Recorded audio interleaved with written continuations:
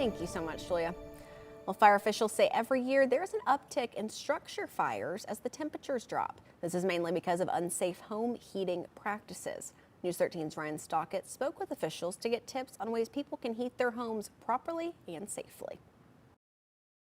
So whenever folks are beginning to switch from cooling their houses to heating their houses, a host of issues can come up with that.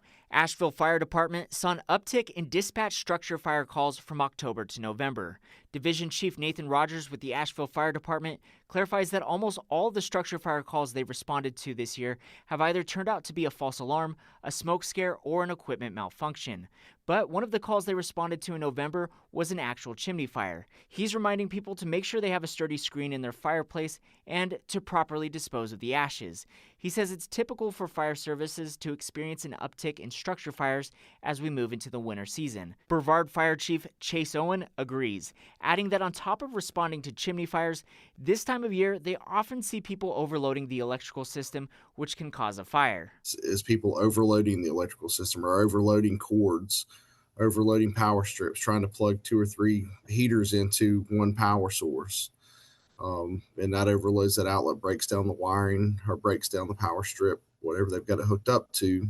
And for space heaters, Roger says to not use extension cords, and he says to not leave them unattended. You want to have that space heater plugged directly into the wall. For both space heaters and furnaces, he says to give them space, meaning to make sure there's no combustibles within 3 feet of that heating system. That's things such as curtains, blankets, clothes, anything that can burn. You want to keep it at least 3 feet away from your heating source. And he says to be careful with portable gas heaters because a lot of times they're intended for outdoor use.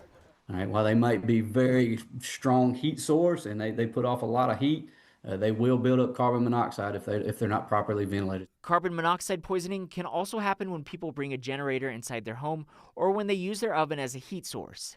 That is not what ovens are designed for. With that, you have all sorts of issues that can arise.